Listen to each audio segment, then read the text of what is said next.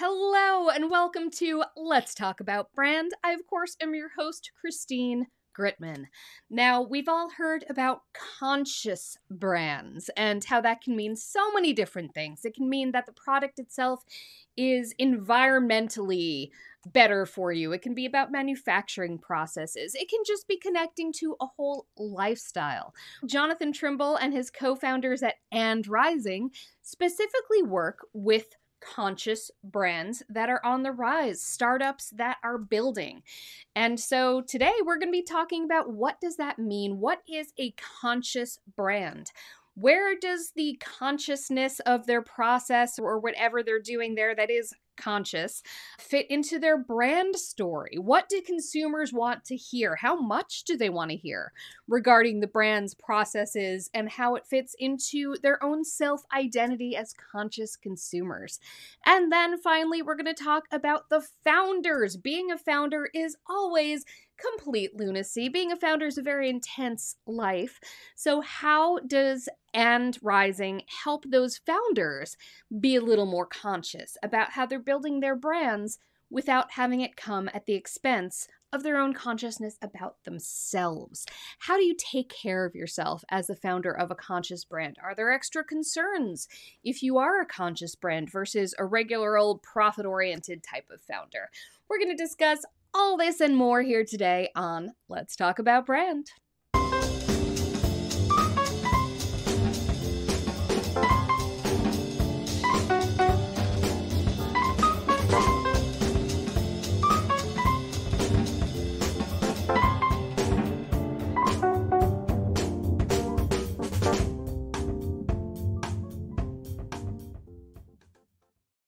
Now, if you've been following me, you know that I really care about the people behind the brands, not just their personal brands. I believe in keeping it real.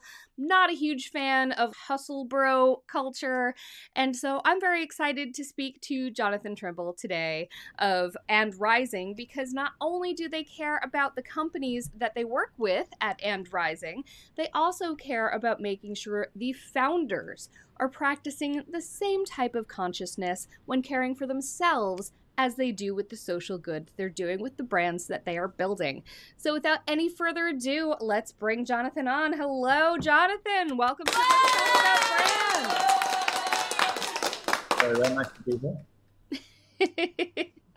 All right, And Rising. First, I would love it if you could just tell us a little bit about what And Rising is all about. I know that you are a B Corporation and that you work specifically with conscious brands. So let's define that first. What does conscious branding and conscious companies mean to And Rising?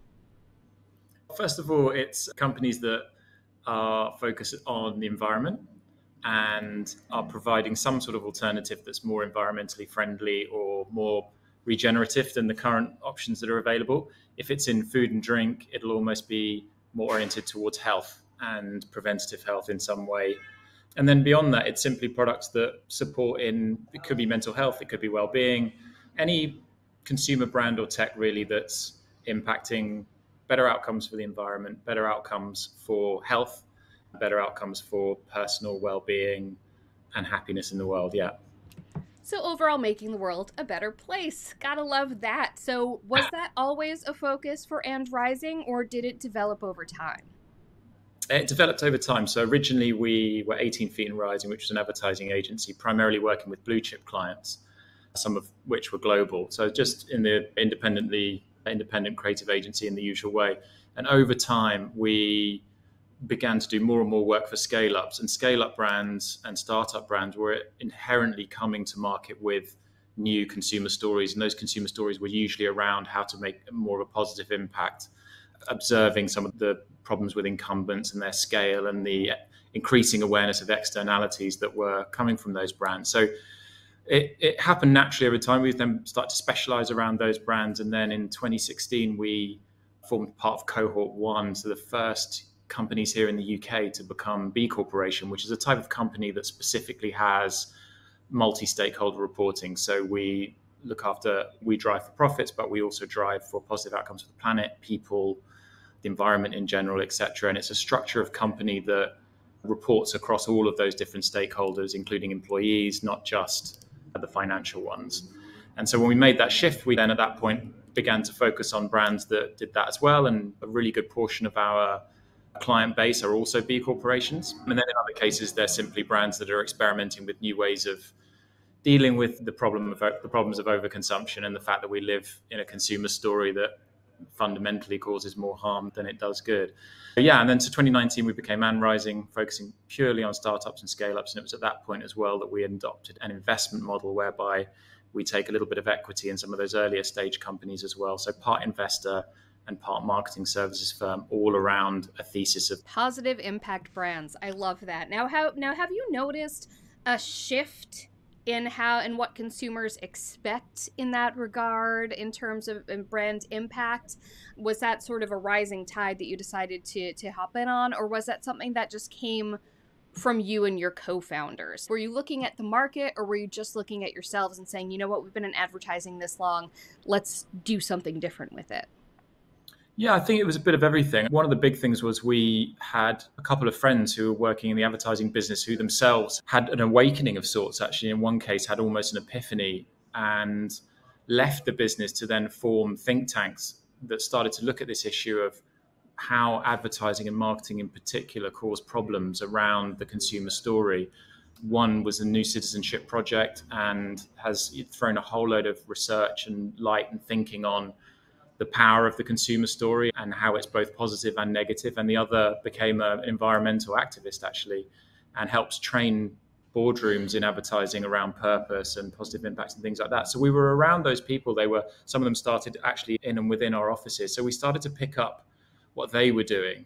And then I think, yes, it was a good sign of the times. We're beginning to enter a post-consumer era where everyone was starting to realize there's just a lot of stuff out there, and we spend a lot of our time buying stuff, and we buy too much stuff, and a lot of that stuff ends up in the bin and not getting used. So we started to, I think everyone just generationally started to notice their own patterns of overconsumption. But as far as a consumer trend line goes, what you have is increased awareness has never been higher, but actually ability to act and do things is as tough as ever. So we have a lot more awareness, but we don't necessarily have a lot more change. And some of that's to do with the fact that brands have done a super job of pushing what few green or what sustainable credentials they do have and using those to cast sunlight on the whole. And so I think what's happening now is a period of cynicism actually around sustainable brands and brands that say they're sustainable. And so in a way, what we are looking for brands that have a sustainable story, but really we're looking for brands that have a sustainable business model of some kind. And that, for example, refillable beauty or anything where the things that are getting made actually go back into circulation and get reused rather than consumed, and even if they biodegrade or destroyed. And at some level, there's the very scary question as well of the real answer is less consumption, less products, less all of it, which is quite tricky when fundamentally your company and the brands and the founders are committed to growth. Yeah. How do you reconcile that? How do these brands drive consumption of their brand and their products while also framing it as something that not only is a lesser evil, but that actually is making a perceptible difference in terms of waste and such? Yeah. So I think it is examples of business models where they're fundamentally regenerative or repairing. So there's brands and investments that we're really interested in that are around repairs, for example, repairs to clothes. And so the business model itself is taking things that are already out there and have been used and bringing them back to life. And that's a service and product doesn't currently exist at the moment in any kind of national chain franchised way. And so some of it is that there are new businesses. We are working with a recruiter for green jobs, who is a new platform for young people to gain jobs in the area of sustainability, for which there's going to be hundreds of thousands of jobs created over the next 10 years to hit various targets, whether it's refitting our houses out, et cetera, et cetera. So there are just a bunch of new things out there that are directly impacting the issue. At the other end, then, it's things really where it uses less inputs, even if the story is fundamentally consumption. So if it's vegan dog food, it fundamentally ingests less water, probably welcome to Camden. It fundamentally ingests less things to make that product, even though the cycle of buying it, if you like, isn't any different. So in each case, you're just trying to find things where the impact is less at the level of comms and more at the level of how the product's formulated, what happens to it after you've finished using the product, or does the product itself bring people into jobs or repair things, or is it a product that fundamentally brings preventative health so we don't have to rely so much on treatment, et cetera, et cetera. In some cases, I think it's a food brand or whatever that has slightly fewer bad ingredients in it, and it isn't really all that different. Yeah. But at the other end, you have business models that are fundamentally regenerative, and what they produce comes back around and gets reused. So every year, we're trying to steer further and further towards things that are primarily regenerative. And I suppose if I hold hope, it's that in 10 years' time, the proportion of regenerative business models that are championed by brands or that are brands is likely to be a lot bigger than it is today. And those that make lots of things and then we eat them, use them, buy too many of them, and then throw them away will be more of a minority. Yes, but there's no doubt sustainability will be the rule rather than the exception. A lot of these things aren't really, like, they sound sustainable now, but really it's just progress, and we would have been doing things that were far more harmful in other generations. So I think that's the bit to always be a bit careful of with marketing and brand, is because, and within case investing in new brands, is that it's tempting to think, oh, because we have a great story here, we have natural consumer demand, and therefore we can make money whilst we solve this problem. And I think it's going to be a lot harder than that. It's going to take a lot more resources than that to deal with it. So I think there's a lot of fallacy around, as long as we consume the right things, we'll solve the problem, when the problem is consumption itself. So I think acknowledgement of these inherent tensions actually and these contradictions is probably what's missing. And then if you are aware of those and you do acknowledge them, you will inevitably steer towards, well, I myself am going to consume less. So that means products that last longer. The beauty industry, for example, depends upon innovation. So every year new innovation comes out. That's how they keep their customers buying. So what if the cycle was, I just buy one bottle and the product that goes back in it is actually exactly the same? Well, you do two things. One, you're reusing the packaging, but you're also creating a different mindset that isn't constantly chasing new stuff. Absolutely. I used to work in the beauty industry, and no product launches that I was involved with are products that still exist.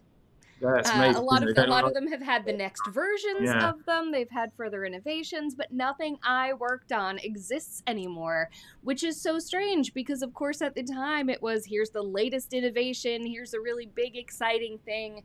And the thing is, not only does that constant push for innovation push new purchasing habits, obviously, it's also a huge amount of research and development. And I'm not saying research and development are a bad thing, but the fact is, if you have something great and you're pushing something new for newness' sake, there's a tremendous amount of waste there as well, in terms of all the new things you have to do, all the new testing, all the new formulation, when what you have was amazing. So it's not anti-innovation. It's just, why are we doing this new thing? And usually it's because you want people to consume a new thing. And that actually brings me to something that I wanted to touch on also, which is, you mentioned that consumers are becoming more skeptical, as they ought, because a lot of brands are greenwashing, as we call it, where they stick the little no animal testing bunny on something and the consumer thinks that means something, or the word organic, which, and things of that nature. So how do you ensure not only that your skeptical consumer base is going to realize that the brand is the real deal and that they're making an actual change here, but also yourselves as an agency? How do you make sure that the brands that you're working with aren't just talking the talk, but are actually walking the walk of that type of consciousness as a brand? Yeah, so as part of the B Corporation commitment, which involves looking at all the stakeholders. So one of the stakeholders is, of course, the client. You've got employees, one stakeholders, or workers. You have the clients, you have the planet itself, and so on. And so one of the things that has to happen as part of that is essentially a set of pre-checks, so that you are measuring and taking into account what each of those stakeholders is doing and what benefits or externalities they are shedding as part of the process. So a lot of it is around us understanding quite clearly where the supply chain. We ourselves don't have much of a supply chain. It's just people based out of an office. So things aren't really traced to other companies or sub-suppliers, etc.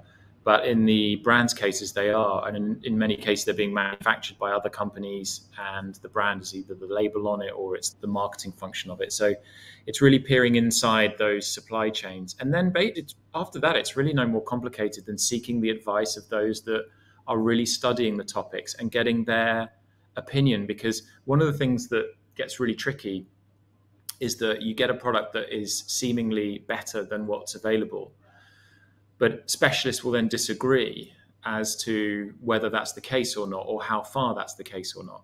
So if you take, let's just pick vegan dog food, at the face of it, not having meat and all of the infrastructure required to produce cows and the methane, et cetera, through one lens, that's a kind of no-brainer. But through another lens, animal welfare, nutrition experts, and even those that argue about CO2 emissions will say, yeah, the trouble is those, how are you going to get the right nutrition though into dogs? And so vegan dog food might be good on the one hand, but on the other hand, we're highly concerned that the proteins and the micronutrients that they get from meat are better for them than the alternatives. And so you end up in these kind of like very difficult debates between specialists. So we have like a kitchen cabinet of advisors, and we try to just navigate as best we can based on what they say. Sana, the founder at Tonic Healthcare, is real on food and vitamins and has spent a lot of time studying the peer-reviewed evidence, but also in his own formulations, taking part in biohacks. So we might call him and say, hey, look, this snack is saying X, Y, Z about it being better for you, or et cetera, what do you think? But in the end, these are pretty complex issues. And so you just have to take the best decisions you can based on the intent of the founders, the intent of the brand itself, and the best you can gather from specialists in the area as to whether you're on the right track or not. But there's no doubt we've had products that we've looked at that have said, well, this is the eco alternative, and people will then say it is but the ones we're dealing with are so bad that this really is just like slightly less bad. It's not really an eco alternative. Also, there's balance to everything. I don't know if you guys had the show The Good Place over in the UK, but in the US, it was essentially a morality tale and about what constitutes being a good person. And there's one character who's convinced that he has gone to the bad place because he drank almond milk after he learned how much water goes into almond farms, and he felt like that made him a bad person. There's no way to be truly pure here. So I'm sure that kind of drives people a little nuts. And I'm going to talk about the people element in just a moment. But first, to cap off this, how do you show that they're actually a conscious brand thing? It's interesting that you mentioned the manufacturing processes, because that has become part of the brand story to a degree it never has before. Decades ago, you would never talk about your manufacturing processes or your sourcing or any of that stuff, or how you ship product or any of that as part of a brand story. It wasn't sexy. It wasn't going to be something that the consumer really cared about. They just wanted a good product. They didn't care how it got to market. And now it's interesting to figure out how far back you go, because consumers are interested in that stuff now, which is that's got to be a real shift for brands to go from only marketing the glossy final product to now, first of all, they want less gloss on the final product because it feels a little bit more authentic, and because that gloss is not biodegradable. But then also they care about where it comes from, that story there. And that story also has a lot of capacity for bullshit. So how do you figure out the degree to which you include all of that nitty-gritty in the story? Because I'm sure there's a way you can certainly go overboard with that. It can be like, okay, I don't care about the name of the cow on the farm. Tell me about the product. So how do you figure out the degree of story, the degree of all of that operational stuff to go into when marketing and branding a conscious brand? Yeah. In terms of buyers, the remarkable, again, these are all part of the contradiction of it, but the remarkable paradox is that typically what you'll see is a very high level of claimed sensitivities and care for the planet. But when the rubber hits the road and they go to buy, they transact on a value, cost, convenience basis. And very few or far fewer will compromise on any one of those three for the sake of sustainability. So you get this kind of like, you get this sort of like awareness action gap, and it's partly because when you ask people about the environment, everyone agrees that there's a problem, but the inverse number think it's going to affect them personally. So it's, yes, there's a problem, but it's not my problem. It's a problem that's happening for everyone. And it's certainly not my problem to solve. It's the meat industry, for example. Yes, there's all this water involved. Yes, there's animal rights stuff. Yes, there's greenhouse gases, whatever. But is me going vegan going to do anything, or am I dropping the bucket? So yeah, people know that these are issues, but in terms of bringing it home to them, how do you make sure you don't niche down too far into only the most hardcore with your messaging? We actually, by and large, tried not to lead on positive impact comms for that reason, because we want our products to compete with the very best that are out there on their functionality first. And that's particularly when we're thinking about investing. We see a lot of brands seeking investment and that want help, and they're going, we're the eco option, don't you get it? There's a whole cohort of people out there that want to buy something more ecologically friendly. And we'd say, well, it's not really, actually. That isn't the case. Your product first and foremost has to be better and superior to what is currently available. So we actually try to keep the marketing pretty close to home in that respect, and also to deliberately avoid joining what is a complete sea of faux made up claims, because in the end, actually, a lot of these things are debatable, and it slightly depends which lens you look at it through. And so it's almost better to steer clear of trying to come across as some sort of eco hero, when actually, to your point earlier, the steps you're making are probably more common sense things that should be being done anyway, and instead actually lead on, this is a better alternative because of it in its own right. And then through that, obviously, those people are then buying into companies and brands and systems that work a bit better, because if it's refillable beauty or if it's vegan dog food, if that dog food isn't loved by those dogs that eat it and they don't see shinier coats and healthier, happier dogs, then it doesn't stand a chance anyway. So we've spent most of our time actually taking those positive impact brands and saying, you can't win because you're the positive impact option. You have to win because the product is better in some way. And so take, for example, we've got a brand called Native Snacks, and they had lotus seeds. And they're a little bit easier to farm, they're better for your health, etc. But the thing that's really unlocked it for them is a prawnless cracker. And it tastes exactly like a prawn cracker, exactly like one. It's not slightly better, but there's no prawns in it. But it has to be that good, that equivalent. It can't be, and they often are, the eco option that's not quite as good. And so actually, I think we spend most of our time focusing them on the sort of red-blooded free market aspects of the competition, rather than having them lead on the environment. If that stuff will be discovered, it's part of it, it's in the about section when you start to read about the mission, etc. And I think on the supply chain things, it just really depends how interesting it is. If it's a prawn cracker with no prawns in it, then the supply chain's super interesting because it's about no fish in it. But in other cases, how something's made is of absolutely no interest whatsoever. And also, again, you want wide adoption. If you're going to be making an actual impact with your processes, with your products, you can't just serve that niche audience. You have to make sure that people who don't care at all about the impact are also going to consume your product because it's a better alternative, not just planetarily, but also for them, because everyone's looking out for number one. That's exactly right. And those things do end up too niche, and then investors can't get the returns on them. And so the whole thing starts to become a kind of bubble, like a small bubble of fans that are really into it, but you're not making any change. And in fact, possibly adding to the noise. So I think just in all the greenwashing and of all of it, I think just in marketing terms, take the temperature down on trying to project sustainable images all the time. And durability is important. You'll only need to buy this one once. This one you can get repaired. This one will go back in and do something else that's quite good after it's been used. Those stories, I think, are a bit more interesting than, by the way, it's the same thing-ish, but it's the eco one.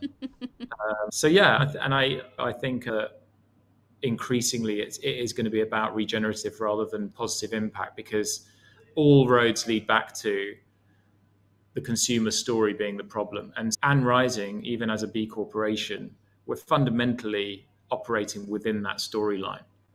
And so at some level, these things can't actually change. They are part of the problem, all of them, even the eco choices, because it's all part of a story called your only job in the world is to consume. That's really the big problem. Wider than that, it is about letting people know you're not just a consumer and you can do other things other than consume. So that's one of the things that is tricky, is that we almost end up saying we're not solving the problem. We're simply just aware of it, and we're trying to steer towards the sort of better end of it. And inevitably those startups and scale-ups need a reason for being, and those reasons for being are because they offer something better for the planet. But that all marketing and all brands are part of giving people the impression that's their role in the world and their only role. We're all part of the problem, really. We're driving consumption. Advertising is a form of pollution, so that's kind of it. There's no way around that. I think what the John Alexanders at the New Citizenship Project and the Jonathan Wises at the Comms Labs would say is they would say give people an opportunity to participate in the brand in some way that isn't buying them, that isn't just buying them.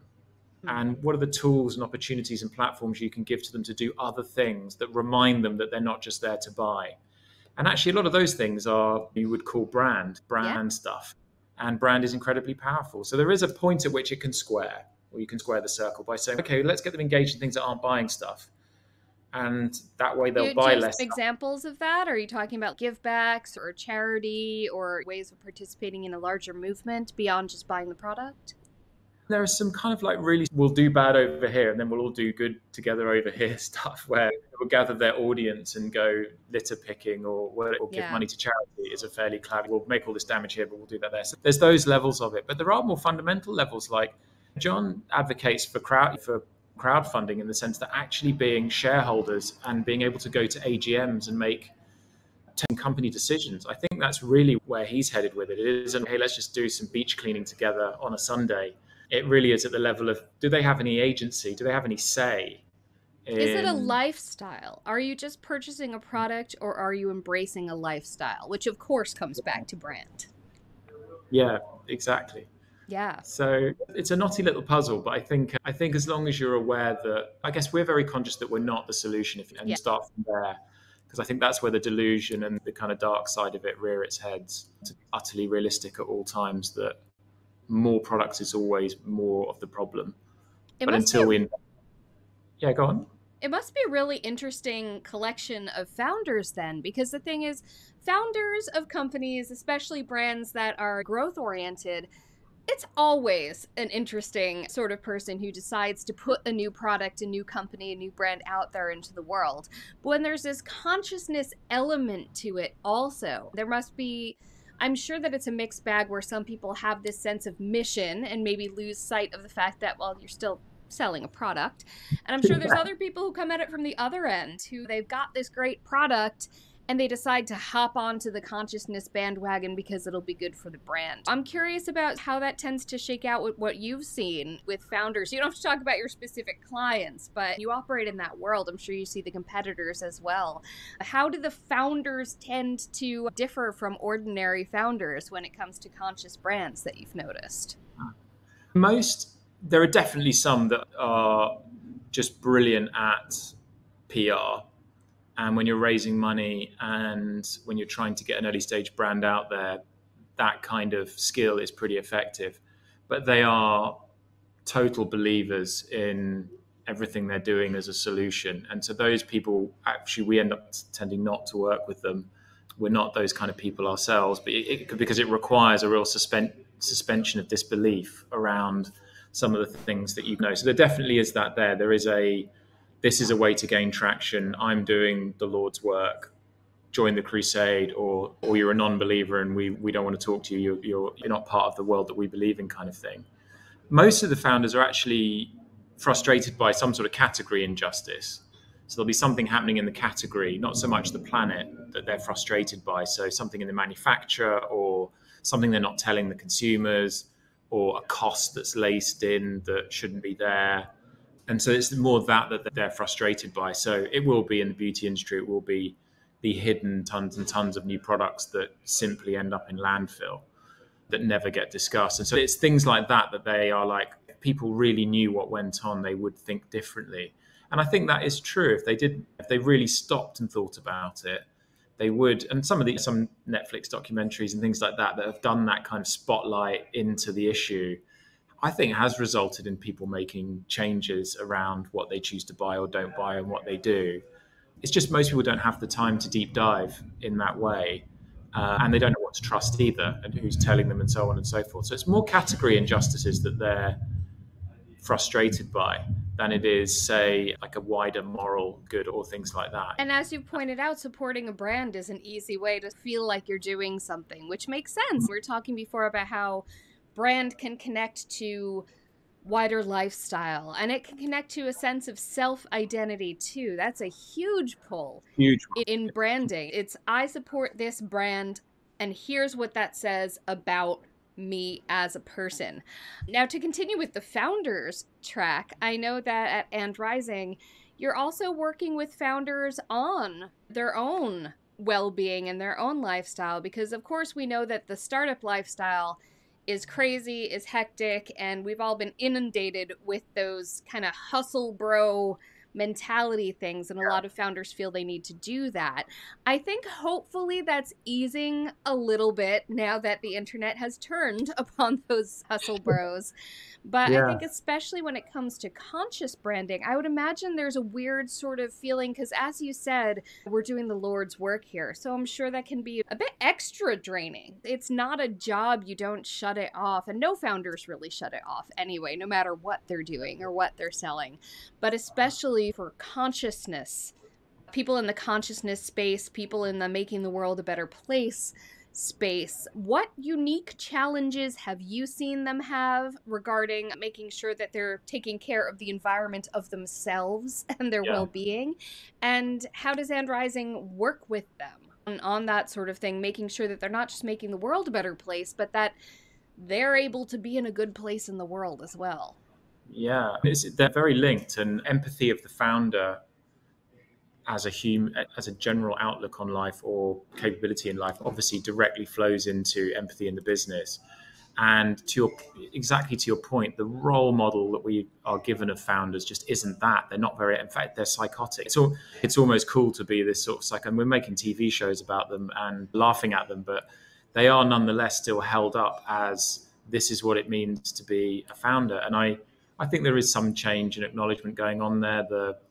We were talking to some founders who are Forbes 30 under 30 superstars, and the joke was like, oh, where are you getting together next? In jail? As a 9, or I think something crazy like 9 or 10 have ended up in jail now over the past period of time, and 18 billion in fraud or something. My goodness. That's not very conscious. 30 under 30, because you're going to end up in an orange suit.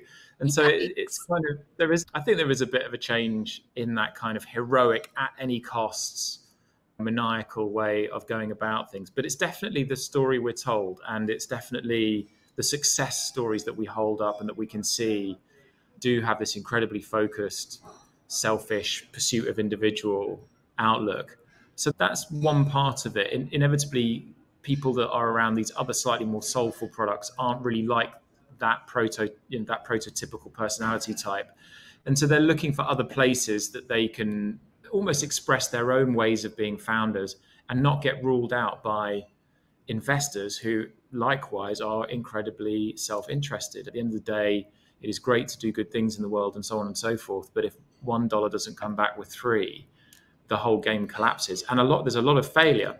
That's the other thing, is that 80% of startups fail. They don't go anywhere. Most venture capital doesn't yield. And so you can't really afford to have too much like non-self-interest in the system. Otherwise, the financial model of it all starts falling apart and so on and so forth. And those things that do work have to work really big. And so there is a slight dominating, we're going to go out and dominate this market. We're going to take over this whole category. But the whole language of it and energy of it is towards really big, smash everything down to get there, to keep the fact that actually most of it fails, or most other things will fail along the way. So there is a kind of financial wiring of the whole thing that leads to global domination or bust. We're going to be $1 billion company or nothing. That said, there are a range of successful outcomes in between world domination and failure. Sometimes brands get acquired and they get rebranded. They just take their IP or factories they sell for a more modest amount of money earlier in the chain.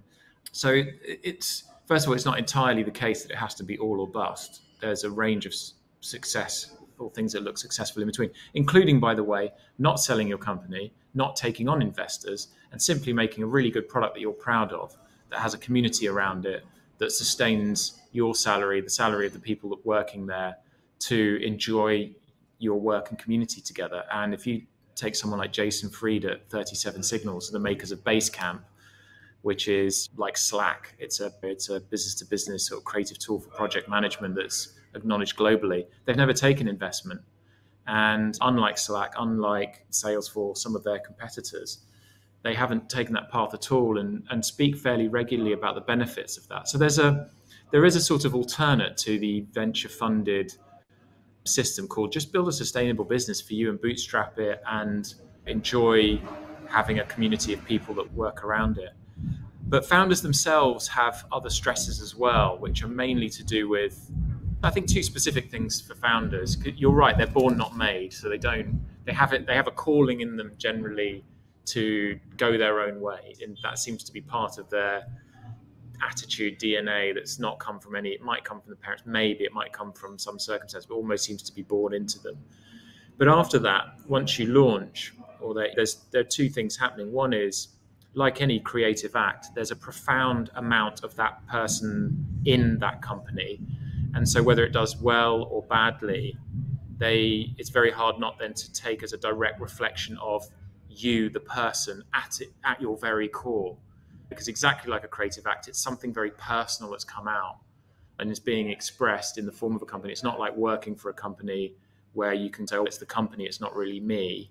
You and the company then suddenly take on the same identity. Now, they don't have to. And that part of it is they're not the same, actually. And you and the company are separate. You're actually legally separate.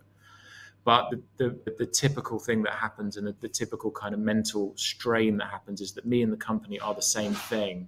And so the bad things that happen, and they do happen, like every startup scale up basically has 9 things for every 10 go wrong. That's just how it works. Once you're a corporation, you're massive and you're hedged. You get 2-3% growth. The things that go wrong over there are being taken off by things that are doing well over here. So they're just hedged, basically. So it's evened out. When you're not evened out yet at that scale, you are just experiencing mostly things going wrong. And it's just the 1 in 10 that you're betting on each time and that's taking you forward. So it's almost like me as a person is 9 times out of 10 not succeeding. And it's quite a difficult sort of mental cycle that founders go on. So that's one part of it. The other part of it is financial. And I think they go really closely together because there is no stress like running out of money. And you'll find this, it's the same in marriages. It's like the number one thing that drives marriages apart, relationships apart, isn't that you don't tidy up your clothes and you start falling out over your views on children. It's actually because there's money strains.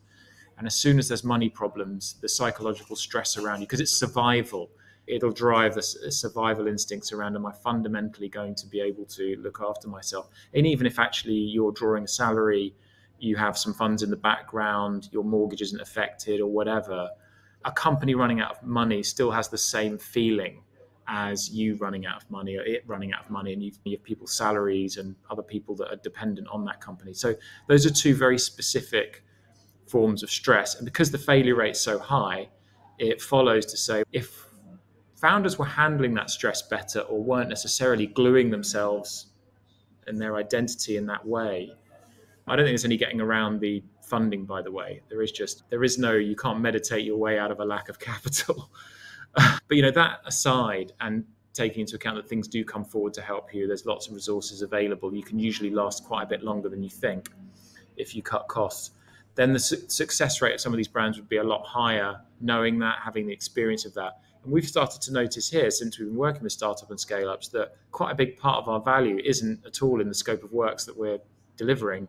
It's really in the conversations and almost the lying on the couch and the conversations in between. Because as founders ourselves, we've also been exposed to it, of just saying, don't worry, it'll be fine.